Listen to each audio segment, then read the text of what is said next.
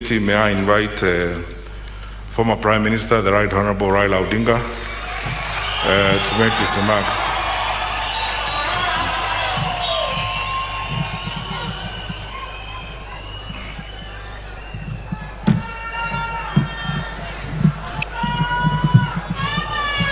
The family of our friend Nyachae, Excellency the President, all protocols observed. Abagusi Mbuyamuri, amjambo yote. As I said in the church the other time, we have come to mourn a great Kenyan.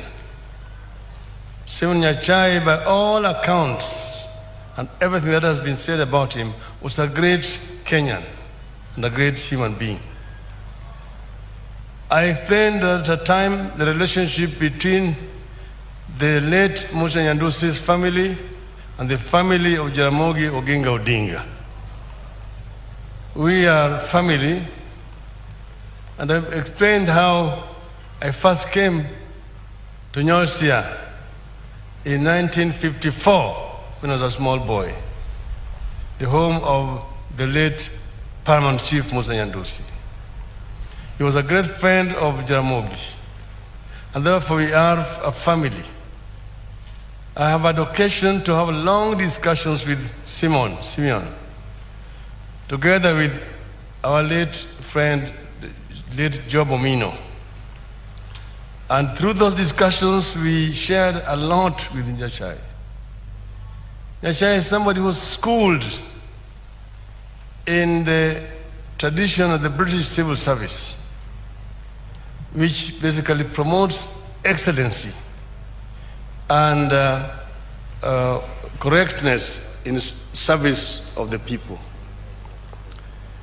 He served at a time when there was a transition from the colonial system of administration that we had inherited to ours. And that was the time when some of you may know the Ndegwa Commission report had been published, which has allowed civil servants to be engaged in business, private business. So whatever Nyachae did at that time was fairly legal because it was allowed by the government at that time. It was not any kind of corrupt practice. Civil servants were officially allowed to engage in private practice, private businesses. But apart from that, Nyachae excelled as an administrator and eventually as in the main civil service, as a permanent secretary, and finally as a cabinet minister. And as a cabinet minister, of course, a lot has been said already about him. Then when he resigned as a minister of finance, we were now with him in the backbenches. And then when eventually we formed the Rainbow Coalition, the Rainbow Alliance, he had already started 4 people. Then we came together, 4 people and LDP, which had formed the National Rainbow Coalition. And the Rainbow Coalition then teamed up with NAK of Mike Kibaki, Malwa Kijana, and Terry Tingilu to form the National Rainbow Coalition, NAC. As Kalonzo has said, we had lengthy negotiations at Serena Hotel. Courtesy Kalonzo, who was then Minister for Tourism, although he had resigned. And then I put the question, we want to come out of this meeting with one candidate, because Kanu was at Kasarani and knew that we were going to come out with Uhuru Kenyatta as a candidate. So I told them, let us agree that we can only have one candidate. So as they announced the candidate there, we also announced ours here at Uhuru Park. Nobody was willing to budge. I said, I'm pulling out myself. Who follows me? Nobody was ready to follow me. And that's why when we went to Huru Park and I had the last word, I said, Kibaki Tosha. Of course, it did not go down well with my brother. But we later on discussed it. And I told him, it was just going to be you and me. And it was not going to work because others were not going to come with us. And we became friends again. Eventually, we served in the same cabinet with Simon when he came in as a minister, first minister for energy in the same government. And we were working very closely together. I remember there's one time when I had a problem. We had this road called Kisii-Chemosit Road, which had not been constructed for a long time. Every election time, a contractor would be appointed. When elections are over, it would be withdrawn.